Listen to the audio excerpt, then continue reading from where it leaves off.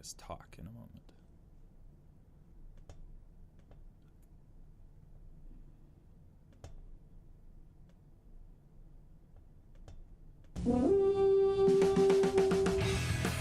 Bleeding Purple Podcast.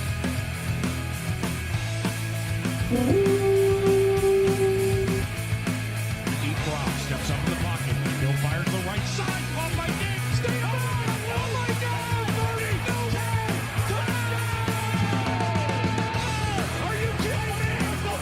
It's a Minneapolis way. Step on Diggs, and the Minnesota Vikings have walked off on the New Orleans Saints. It's a 61-yard Minneapolis miracle. I can't believe what I just saw. What an unbelievable play. Welcome in, everybody. Welcome in to Bleeding Purple, a podcast about the Minnesota Vikings. My name is Tyler Haig, and I am joined, as always, by Mr. Adam Patrick. Can you hear me, bud? Yeah. All right. God, see? I don't even need to ask anymore. We just are. This is no big deal. We're not going to screw this up anymore, I don't think. Hey. Hi. Welcome to the program. Welcome to the show. Welcome, Yep. Adam. Did you know, Adam, that the Vikings, they made a move today? Had you heard about this? They signed a long snapper or something? No, had nothing to do with the special teams at all, which might surprise, some people. Offensive coordinator. They fired the They got a new offensive one? coordinator. I mean, kind of. He's been there the whole time. Even was there before this coordinator was hired. Yeah. It's been there for a while. For a really long time. I knew he'd been there a long time. Kevin Stefanski is the name of the guy who's taking over, by the way, for those who are not in the know. He's been the quarterback's coach, but he's been a ton of different things. He showed up with Childress. That's how long he has been in the organization. That's a long time, especially in today's NFL standards, to be in one place for that long. Kind of crazy. Mm-hmm. He's the new offensive coordinator. He's going to be calling the plays. John DeFilippo out. We've been complaining. Maybe complaining is the wrong word. We have been critiquing the offensive coordinating, for lack of a better term, for several weeks now, as have many others. They make a move today finally after the bleep show that was that performance in Seattle on Monday night. So I'll ask you, Adam, what do you think of the move? Period. End of sentence. I think it was a good decision. I think it was inevitable. The writing was on the wall, all the cliches that you can figure out to say for this. Just from the performance of the offense, and then it seemed like there was maybe a little bit of tension between Mike Zimmer and John DeFilippo on how the offense should be ran. Mm-hmm. I think the head coach ultimately probably has the final say in that, but it didn't seem like that was going on. And, just whatever wasn't working well continued last night against the Seahawks, and Zimmer said, okay, fine, see ya. Yeah. No, I think you nailed it. The inevitability of this, I think, was what made the most sense to me. After last night, there's no way he's coming back next year. There's no way he's the guy going forward. So to just decide, okay, we're going to cut you loose, see what Kevin Stefanski can do. All things considered, I am dare I say, almost impressed by the move. Because I would not have expected them to put somebody else in, let him go, and then try and this late in the season still and try and install something new, which obviously is the goal here, correct? Because why would you bring somebody new on if? Yeah, I don't know if it's necessarily installing something new, but more of just calling a different variety of plays. Yeah, they're probably going to have the same terminology or play calls or whatever, but for sure. But just calling a different variety, more runs, more, whatever, just to get the offense flowing, because it hasn't been. Oh, it's been ugly. And they did wind up scoring. What was that? 21-7 was the final score. So, yeah. Here's what frustrates me from a statistics perspective. People are going to look back on this season for Kirk Cousins and be like, he wasn't even that bad. But you watch that game, I watched that game. Very unimpressive. You can say whatever you want about him being bad or however, but for the sake of this argument, unequivocally not impressive. No, he still finishes with a touchdown, 203 yards, and that's going to look normal when you look at it on the same stat thing with sheet. Thielen last night. Yeah. Thielen, he had like most of his yards came on that final drive, which he made known through the ESPN microphones. God, that was wonderful. that turns out he thought he'd been open all day, the whole game. Yeah. But I mean, just I don't real know. quick on the Thielen thing, that is such a perfect glimpse, such a perfect encapsulation of where this team is right now. Where like your best play, that was a successful play, and it was met with anger. Yeah, Mr. Quiet Pants usually is speaking up.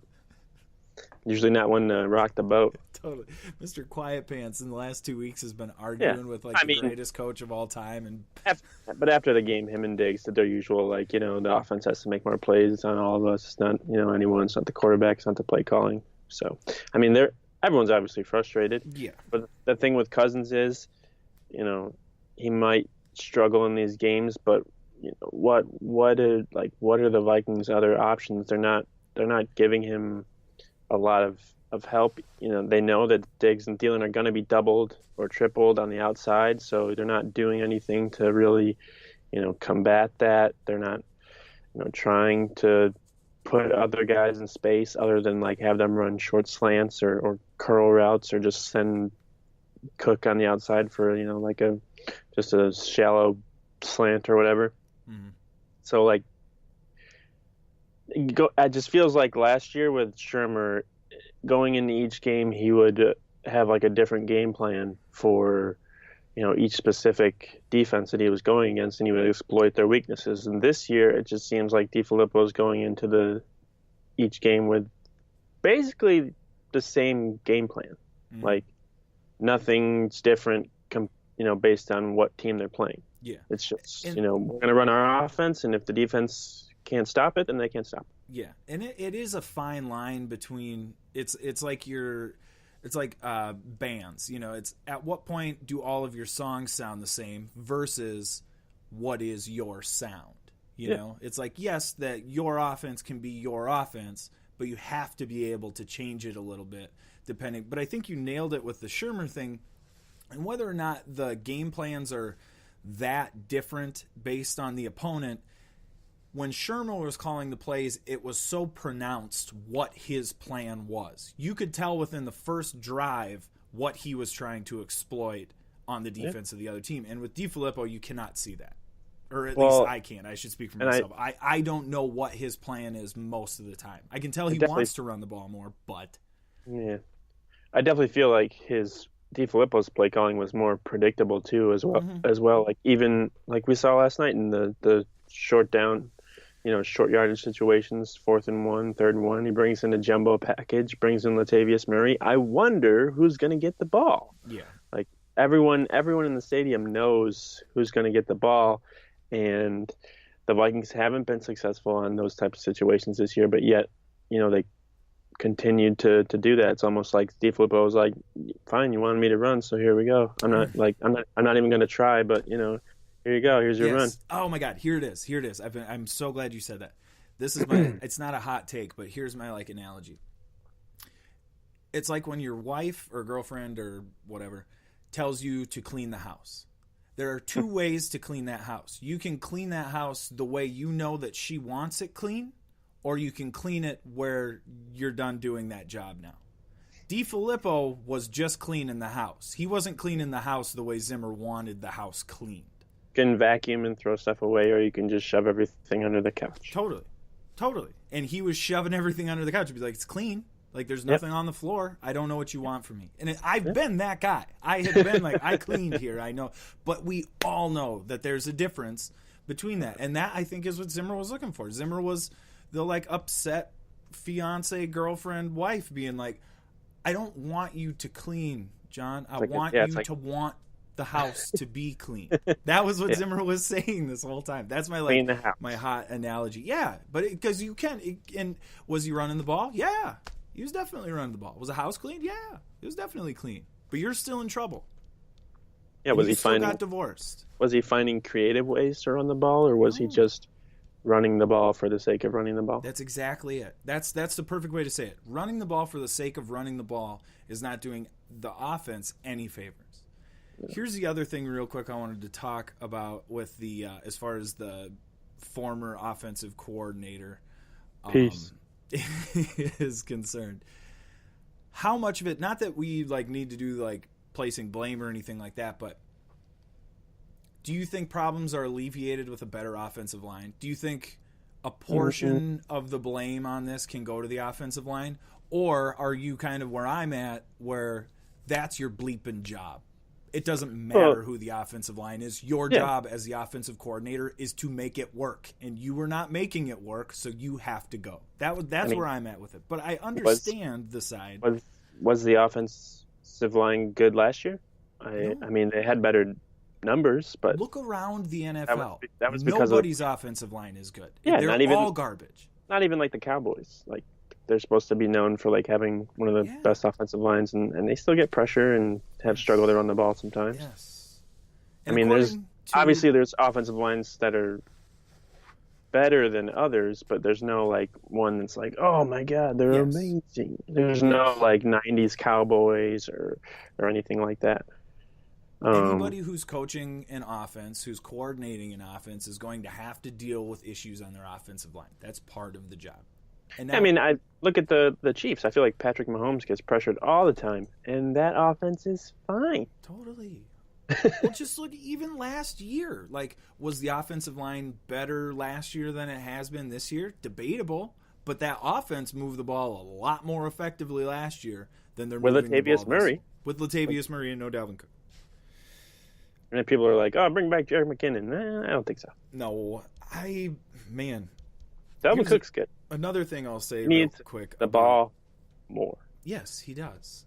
And I don't know why that's in such predictable fashion. It's so easy to say this after the game, just don't get him the ball, but not like that. I mean, that's such an easy take to have. But you got to be more creative than that. You can't give him the ball like that. If he lines up as a receiver and there's a linebacker on him, just throw to him no matter what. That linebacker's not going to be able to hang with him. Yeah, everyone knows that. Why is that so easy for us to figure out? But a guy who's in charge of the offense or even the quarterback can't figure that out. Oh, here's the other thing real quick about. Well, never mind. We'll get to it in a second. Back to the offensive coordinator. The big question: can this save the season? And I ask you this as kind of a double-edged sword. What does save the season mean to you? Because to me, save the season, deep run into the playoffs, does this even look like a Super Bowl caliber team? Is that even a dream that we should hang on to at this point, Adam? Not right now. But the talent is there. Talent's still there. Totally. Everyone knows that this team is very capable and very talented and capable of hanging with anybody in the NFL. It's not a crazy statement to make. They hung with the Chiefs, they hung with the Rams, not the Chiefs, the Saints, they hung with the Rams. They came close to beating the Bears. Mm-hmm. It turns out the Bears are pretty good. And they hung with the Patriots basically until the fourth quarter. So the talent is there. They just haven't been able to put together a complete game, and the defense has been playing good. Mm-hmm. They're not playing the way they were last year, but I think the team last year depended a lot on having the lead. The defense, the offense has the lead, so the defense can pin their ears back and go after the quarterback, and coverage gets easier because quarterbacks are just throwing the ball over the place like Russell Wilson last night. Yep. Oh my God, that throw at the end of the half was just I couldn't even handle how bad. I told my girlfriend, I was I would have gotten yelled at by my high school. If I would have done that in high school, I would have gotten benched. I tweeted I thought he was Kirk Cousins out there. That was the play you would expect from Kirk Cousins. Ugh.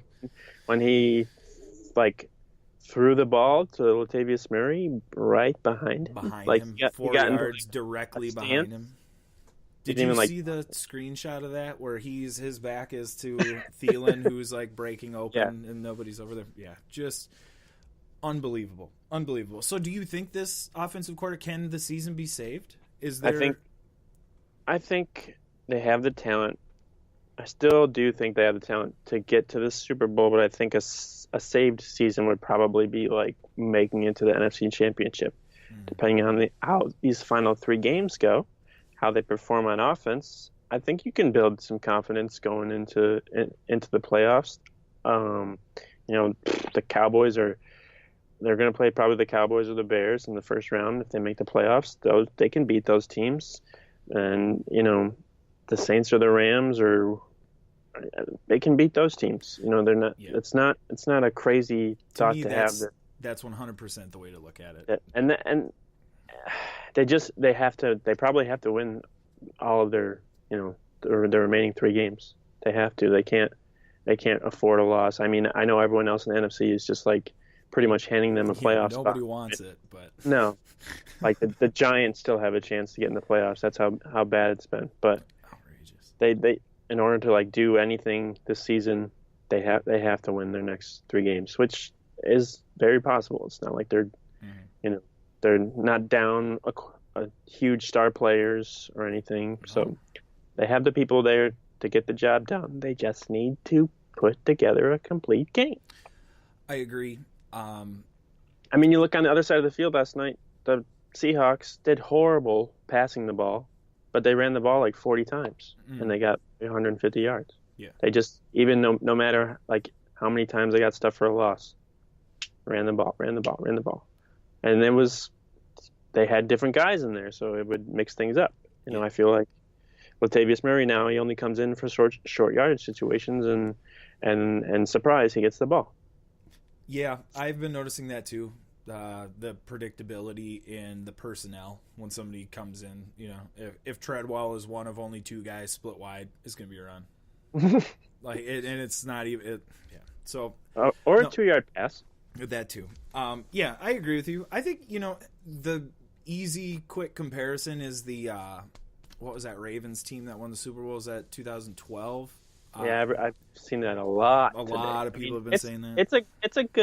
It's a good reference to have, to be like, this can happen. But that's exactly right. It can happen. That doesn't mean.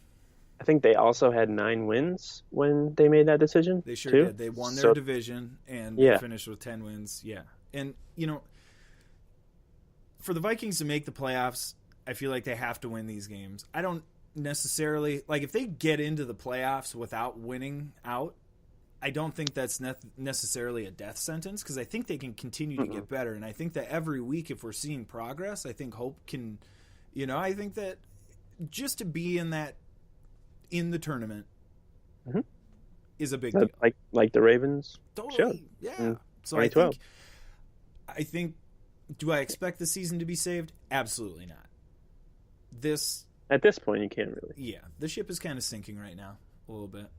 I mean, they're going to play the Dolphins on Sunday, and if they get a win there or blow them out or whatever, everyone's going to be like, "Oh, they're back." Oh, and that's 100% it. And also, if they win a playoff game this year, we're never going to talk about any of this stuff. Or like Zimmer is, I can't believe it. 4 offensive coordinators in 5 seasons. Maybe he's part of the problem. Like, everybody chill. It's going to be okay. I don't think this offensive coordinator was the right fit. Yeah. Zimmer also has more wins in 4 years, the first 4 years, than any other Vikings coach. Mm-hmm. And you know what else I also think is the worst thing that happened to this season was last year. Because it just put an outrageous amount of expectation and there's a ton of people paying attention to what they're doing and how they're doing it. Oh, yeah. The casual fans. They're well, that too. Kirk Cousins isn't worth the money. That's exactly it. But takes like that, constant all the time, just that expectation is that one guy on one player. And what we're talking about here is a first-year offensive, or I shouldn't say first year, but his first year as offensive coordinator here, who's now gone.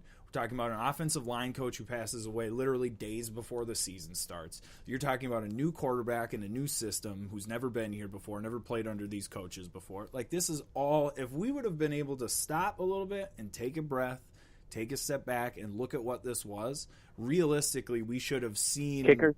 Yeah, all of these things. We should have been able to see 7, 8 wins, 9 wins maybe. But we were also jazzed, myself included, jazzed about how good they looked last year and how it was because there were obvious shortcomings on the team. There were obvious weaknesses offensively for them last year. But they had a coaching staff in place that could pull it off, that, were able to alleviate some of those issues and be productive. And that just ain't happening this year. Well, I think people were excited too because we were told that DeFilippo's offense was going to be very similar to Pat Shurmur's. And it's not. No, not at all. It's instead of,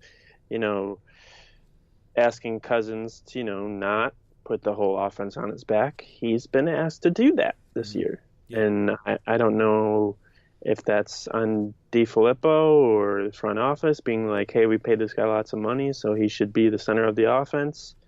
I don't think that's Zimmer's call because he likes to run the ball. But, yeah, it's just looking at his Cousins' numbers this year, his passing attempts, he's had over 40 passing attempts, or he's had over 35 passing attempts in all but 2 games, and Case Keenum had 9 games of under 35 pass attempts last year. Yeah. That's why Case Keenum was never successful when he threw the ball a lot. Those were the worst games last year, the ones where he was forced to throw the ball a lot. They looked horrible.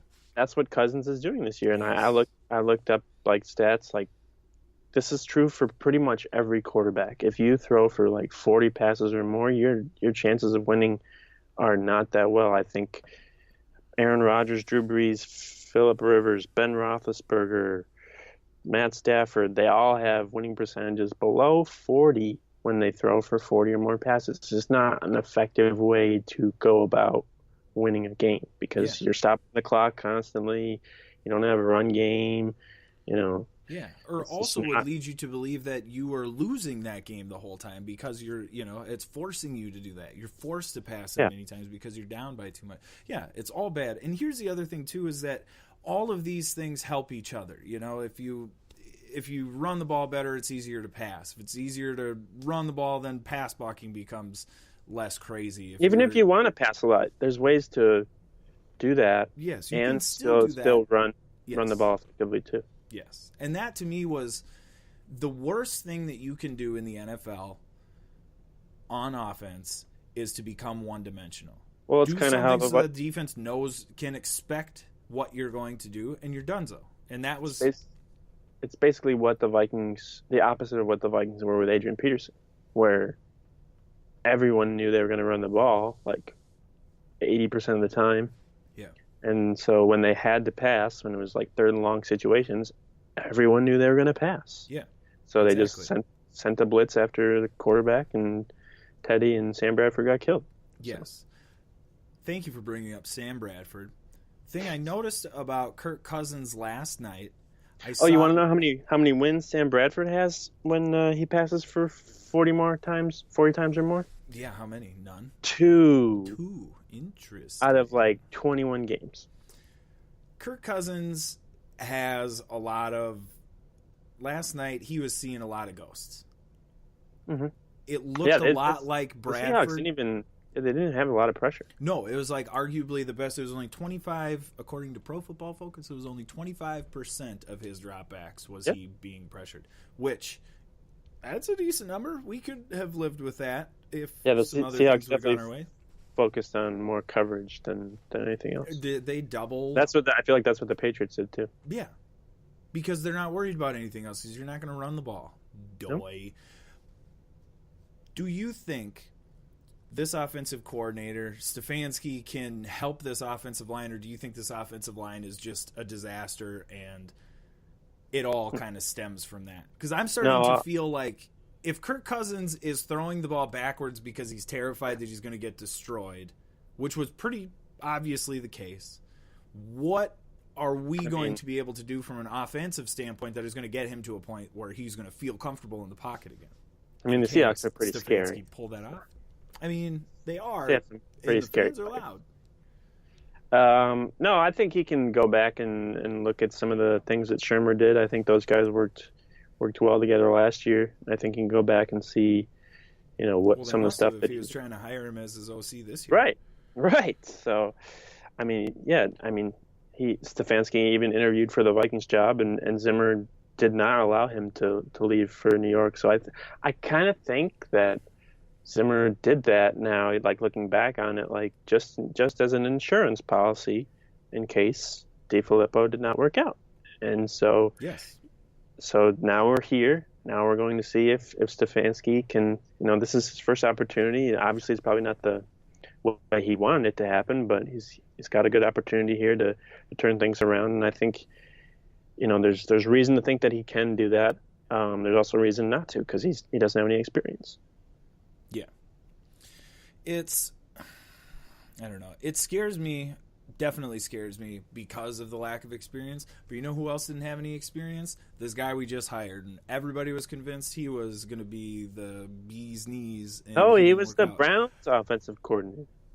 That's what. And now look at what we hired this guy. He was going to be the next big thing. And now look at his resume. He's been fired twice on 2 garbage teams with garbage offenses. He'll still be a head coach.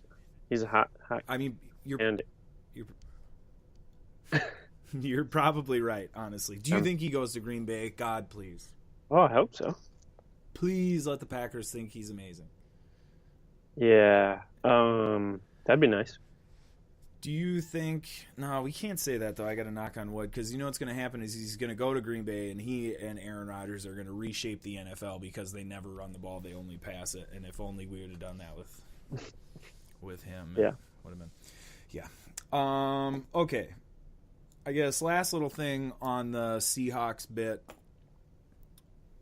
the field goal, the blocked field goal, the blocked field goal that shouldn't have been because it was against the rules, but it's not. Yeah. Where are you at with? Was he going to make? Was he going to make that anyways? Probably not. That was 100% my take. What's he going to do? He's going to miss it. Who cares if he blocks it or not, or if it's against the rules? They're not going to score on that drive. They still would have been down 6-0. Great. Totally. I mean, 15 yards at that point would have helped a lot. It would have been easier. But if you think, what do you think statistically their percentages were for getting it into the end zone there? I did 10%, maybe. What, when they were on the goal line? What? No, like say they call the penalty there, the Vikings get a 15-yard. Yeah, what are the chances they score a touchdown? They're going to line up for another field goal and miss it. Exactly. People should be complaining not about that play call, but like the face masks that were missed, like they were so obvious. The pass interference on Xavier Rhodes. Yeah, that was I understand. That was the only one where I understood why they made the call, but I didn't agree with it. Ticky tack. Like they had totally. They had a lot of calls like that last night where it's like you could have let that go. Like on both sides. Like even when the Seahawks did, I was like, whatever. But I mean, and then. Yeah, there were some plays. I saw a video of, I think, Frank Clark, like, shoving his elbow or his forearm on Rashad Hill's throat last night. So, I mean, could have called some stuff like that. There was that scuffle or whatever with Sheldon Richardson. I'm sure him being on the Seahawks didn't have anything to do with that.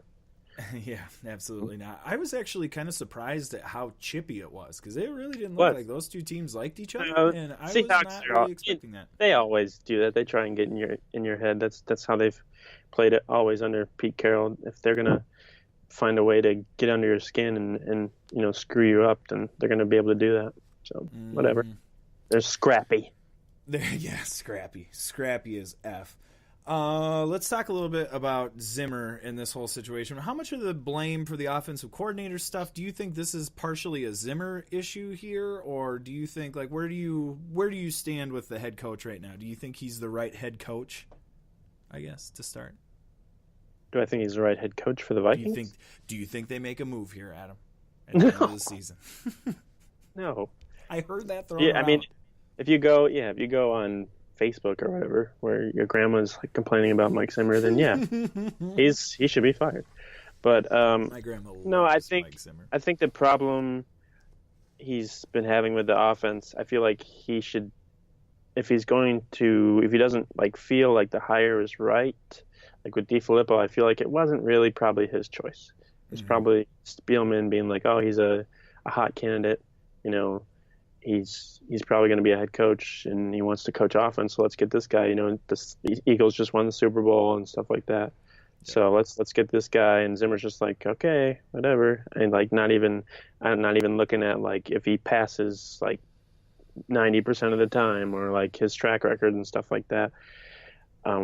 So I think he has to do a better job of like stepping in before these hires are even made. Like just like do a thorough. I know sometimes you have to make decisions in the NFL like faster than you want, but like try and be as thorough looking into these guys as you can, because obviously, Norv didn't work out.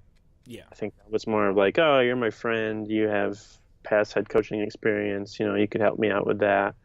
And then didn't and then Zimmer was like, oh, I'll bring in Pat Shurmur, you guys can work together. And Norv was like, no, Yep. I don't want to. And then he left. And Shurmur did really well, and he got a head coaching job, which is what you want. You want your offensive coordinators to do so well that they get hired as head coaches. Mm-hmm. And then DiFilippo thought he was going to do the same thing, and now he's got a head start on his head coaching opportunities. Yes, he does. A lot of time to study, a lot of time to get ready for those interviews. Yeah. So maybe the Browns will probably hire him. So. Yeah. I think they'd be a good fit for each other. Yep. I get people wanting to put some of the blame on Zimmer because we tend to do this. If you're the head coach of the team, then everything on the team is your responsibility. Yeah. Obviously a lot more prevalent in like college athletics when teams get in trouble. It's like, well, hey man, it's your fault that those strippers were in the dorm room. You were supposed to know that, kind of a thing. Yeah. I understand that. But does Mike Zimmer seem like the kind of guy who like wants to be involved in the offense? Does he strike you as the kind of dude who like wants to like insert himself into what you're doing as a game plan? Like I don't think that's him. Yeah, I think he's self-aware enough to know that his strengths are not on the offense side of the ball. Yeah. So he's going to trust the people that, Spielman hires to do that. And so I think more of the blame again has to be put on Spielman, because he's the guy who's behind the hiring of these guys, not Zimmer. It doesn't sound like Zimmer has, even with Shurmur. I don't know if that was Spielman, suggesting like, hey, we should bring him in, and add something. I think Spielman cares what Mike Zimmer thinks either way, and like not that. Because there's a line here, and I'm sure Mike Zimmer feels the same, or would tell you something similar, is that that's not my job. My job is to coach the football team. Like when they're here, I coach them. Like hiring a new whatever for this or that, or he's like, that's not my thing. I don't like would we hope that Rick Spielman would get some input from Mike Zimmer on who he would want to work with? God, let's hope so. Yeah, he has to interview them, and he has to be in the room and stuff when they interview him. So it's like. But no, I hear what you're saying with the like doing a little bit of research or like being more like self-aware of like the personality issues that you're going to have. Fifth year as a head coach. Yeah, I mean, I understand the point I'm trying to make here. Long-winded, but the point I'm trying to make is that I understand people being frustrated that stuff is looking so ugly under Mike Zimmer. But I don't think Zimmer is that kind of a head coach where he's even trying to get involved in that stuff. I think if he had it his way, he would just be a defensive coordinator who like also had to do the post-game press conference. I think that's the ideal head coach for him. Do people get mad at offensive-minded head coaches when the defense plays bad? I really don't feel like they do. They always blame the defensive coordinator. So why is Zimmer taking the blame for when the offense does bad when everyone knows that he's the guy in charge of the defense? Like, I know maybe he should be more involved in more, I guess, of the head coaching aspects in the entire game. Like you see a guy like Bill Belichick, he used to be a defensive coordinator. Obviously, that's his strengths, but he has a defensive coordinator who calls the plays for the Patriots. He doesn't call the plays. And he has an offensive coordinator who calls the plays for them. He doesn't call the plays. He's just, there to offer input whenever he feels fit. And so I don't know if Zimmer should do more of that other than just calling the plays for the defense, and then after the game being like, oh, I don't know what was going on the offense. I was focused on the defense. So. Well, and that is like, that's my understanding of the frustration. Is like, I get you want your head coach to be more involved, but is it? I don't know. is he just being aware and like, that's not my thing? Or is it like part of his job too, to make sure that the offense is doing what you want it to do? And, I mean, like, I don't even know if there is an answer to these questions, but I feel like it's, I don't know, fair for people to ask them. I just think that there's so many garbage takes happening right now, Adam. It's I like think there's so much blame to go around, and everybody wants, it's like it's Kirk Cousins' fault, or it's DiFilippo's fault, or it's, it's like it's more nuanced than that, y'all. Kirk Cousins, whose contract is going to look even better next year because the cap is about to go up $10 million more next year. So. Yeah. Guess what? I just can't handle the argument of like he's getting paid a lot, so he should be infallible. Like, so is everyone else. Bonkers to me. So is Matt Stafford. So is Jimmy Garoppolo. So is Matt Ryan. How are they doing this year? Kirk Cousins has more wins than all of them. That's what I'm saying. Yeah. And it's like Marcus Mariota is probably going to get a similar contract. Dak Prescott's probably going to get a similar contract. And this is just what quarterbacks cost, no matter if they're great or they're just mediocre. It's what they cost for you to have a solid starter in the NFL. And here's the other thing too, is that part of the reason it feels like it's so much is because you don't sign those guys very often. So when you do it the first time, it doesn't feel like a lot because that was 5 years ago. And now fast forward 15 and you're signing a new guy, it's like, oh my God, that much guaranteed money? Well, yeah, it is. Well, and that doesn't mean he's going to be Aaron Rodgers, and that doesn't mean that he's going to be Tom Brady. It means he's going to be an slightly above average NFL quarterback, which is really all you can hope for. I mean, did you hear see what Chris Carter said today about how the Vikings probably would have 2 wins this year if Case Keenum was the quarterback, and I don't really think that's that crazy of a thought to have, based on how the rest of the team. With it. I completely agree with it.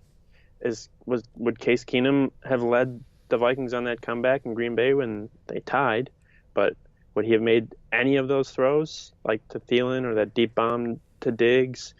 Would Keenum have been able to do that? Probably not. Whenever Keenum the Vikings were down by a bunch, and in those couple of games last year, Keenum was not good.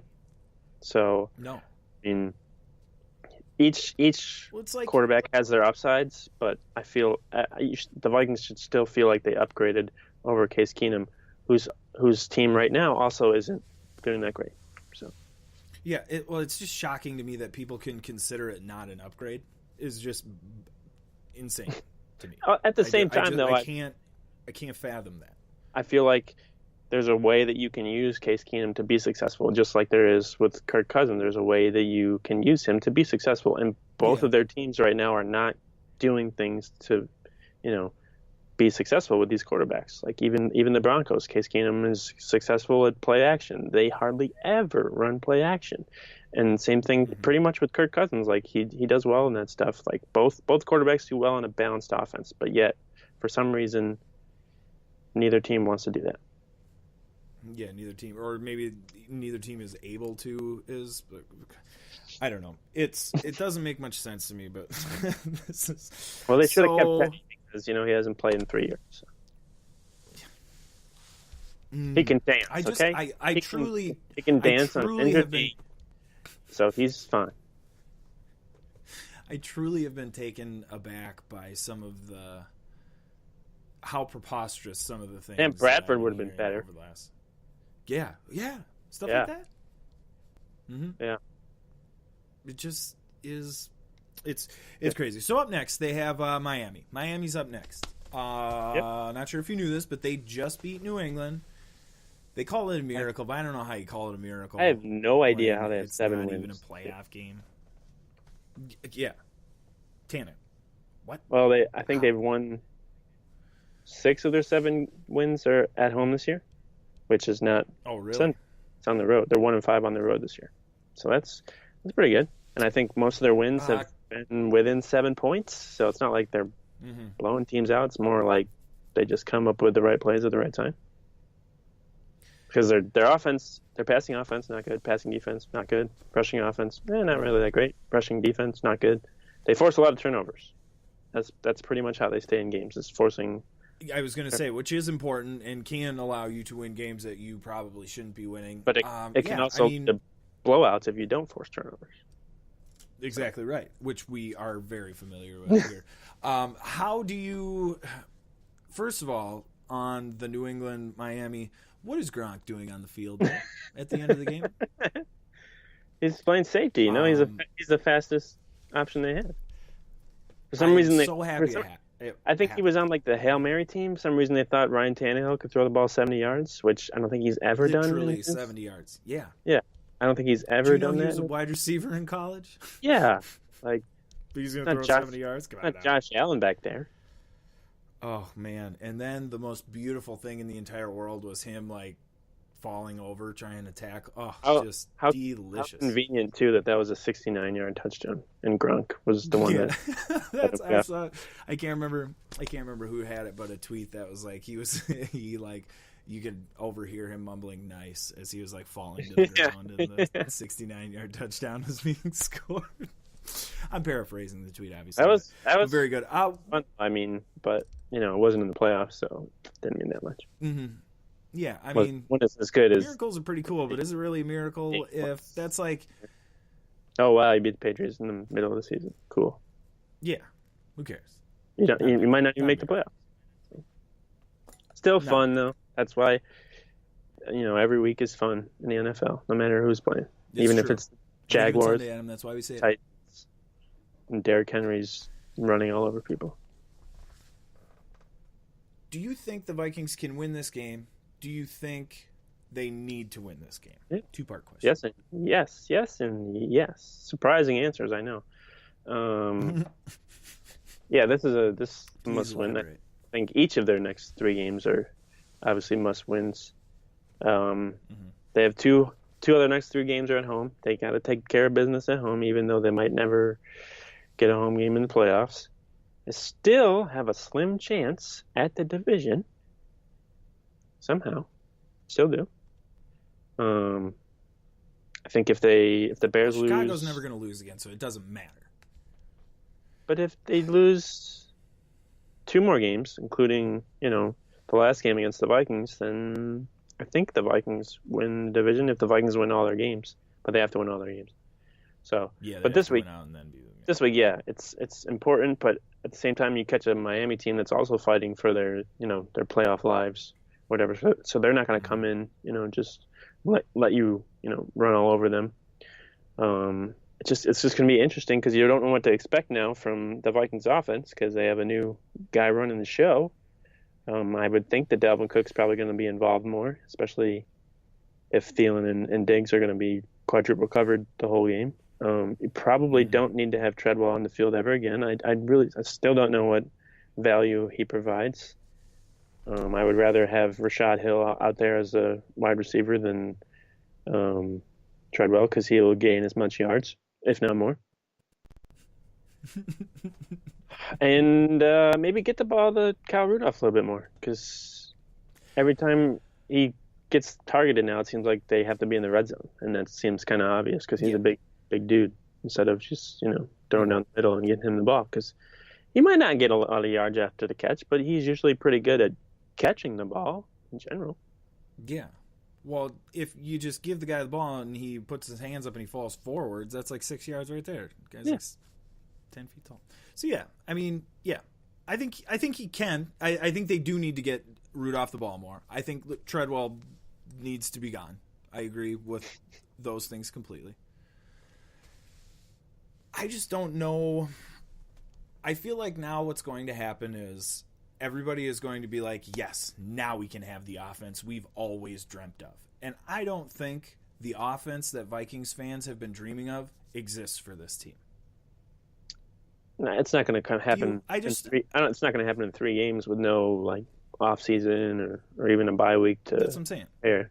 Yeah, especially on a short week. But I say that kind of as reverse psychology because as Vikings fans, we should be the most excited right now because this is all house money.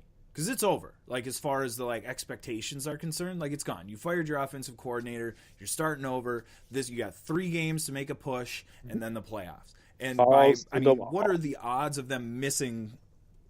What would they have to do to miss the playoffs? I think they have to lose all their games, pretty much. That's what I'm saying. So it would basically be a shock if they were not in the playoffs. I mean, they got a chance here. I mean, this is like we should be celebrating as Vikings fans. I'm pretty sure Expectations are gone. It's going to be hard to get in the playoffs with 7 wins. Yeah. So they probably need to win at least 2. Because I believe the Panthers are playing the Saints. So there's probably another loss for the Panthers. Yep.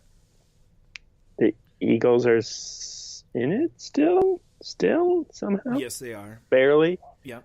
Barely. The Bucks are Washington's done, so they got Mark Sanchez. The Bucks are pretty much out of it. Cowboys probably going to win the division. Mm-hmm. So yeah, it's going to be tough for the Vikings basically not Philly. to make the playoffs. Yeah, it's Eagles. So yeah. Yeah, I'm excited. I like halfway through my day today, I shifted into, this is great. There's no reason to freak out anymore because there are no expectations. I'm excited for a wild card rematch between the Vikings and Bears in Chicago with the Sunday Night Football crew with Michaels and Collinsworth just ripping on the Vikings the whole time. So I'm excited. You know, I would rather have that crew ripping the Vikings than anything to do with the Monday Night crew. Oh my God! We didn't even talk about that. Oh my! Holy cannoli! Does Jason Witten know how to speak? Does he know how to like put sentences together? He was like making up words last night. And then like halfway through the game, him and Boogers started getting weird. And Boogers like, I don't think they should have gone for the touchdown because if they miss it, then it's still you get the field goal. It's a 1-possession game. You miss a field goal, and I'm like, if he misses a field goal, then it's still a 1-possession game either way. They just offer like so bad. Like I feel so bad for the play-by-play guy because he's pretty good. He just has to work with Tessitore. He is good, and he's going to get canned with the rest of them. But like, I don't know. They could bring in 2 other guys, but like, I feel like Booger and Witten were like I know they're far apart. Like one's on the field and one's in the booth, but I felt like at points last night they were going to come to blows. Because one was like, "No, the defense. No, the offense." Like, the last thing I want to listen to when I'm watching a football game is 2 guys be all at each other, like get all like masculine and weird about it. Put Lisa Salters in the booth.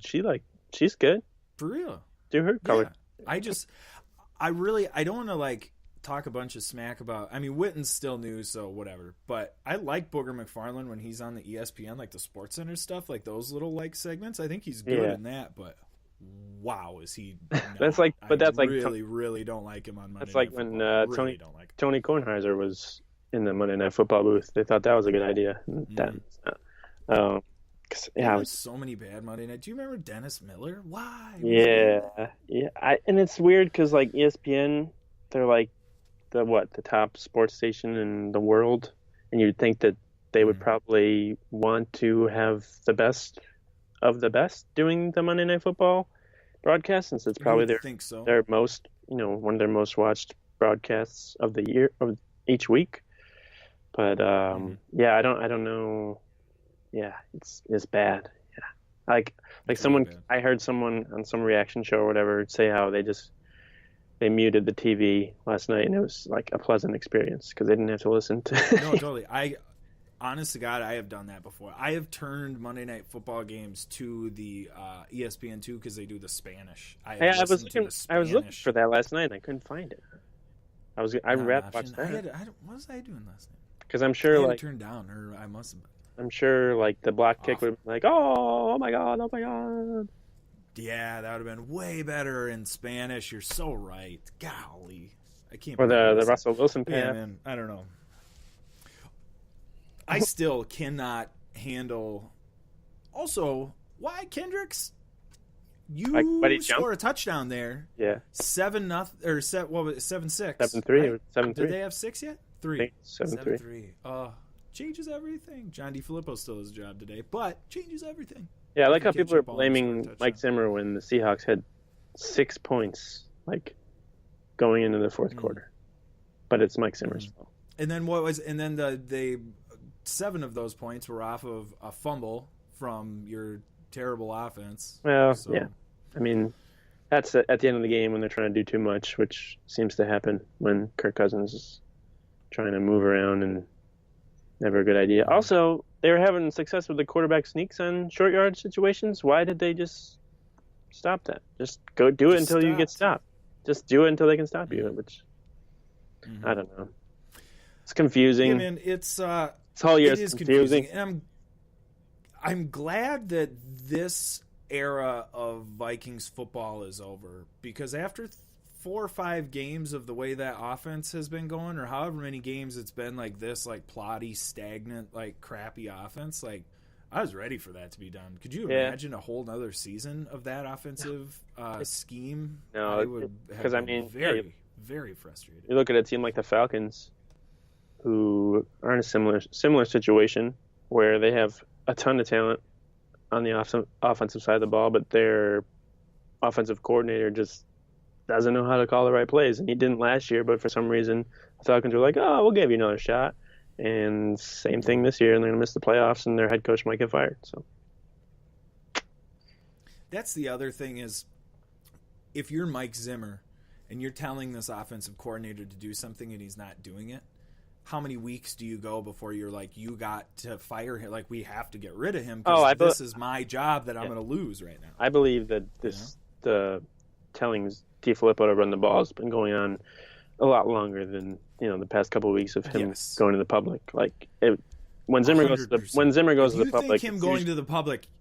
Yeah, he's got more respect for his coaches than to do that instead of going to them first. 100. Yes.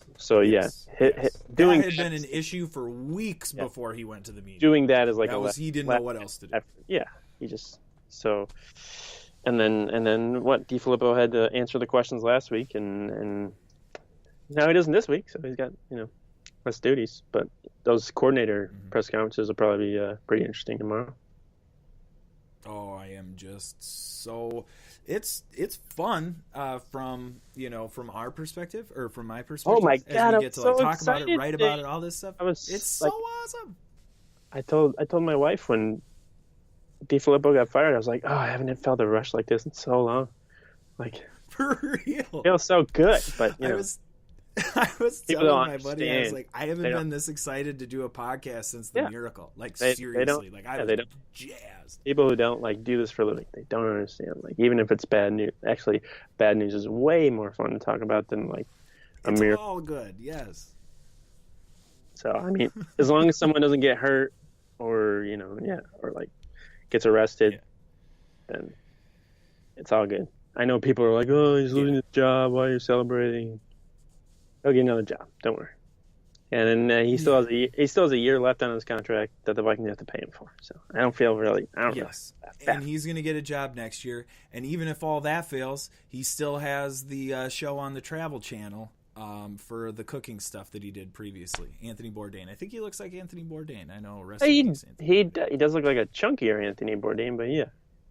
Shorter, chunkier Anthony Bourdain. I just say it's my last chance. We're not going to talk about him anymore. I've been waiting for the right time. I don't know if it's offensive because it's an Italian thing probably that I'm not even aware of. But I don't know. Every time I saw him, I was like, Anthony Bourdain, love that show.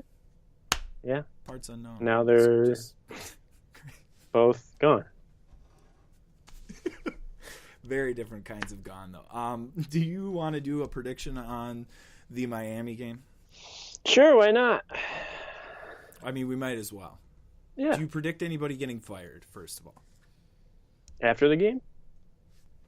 Or yeah. During the game? Between now and the Miami game. Do you between now anticipate and the anybody else? No, I don't think anyone else is going to get fired. I'm kidding. Just fire-proof it. Actually, just wipe the whole staff out. Bring in a new squad.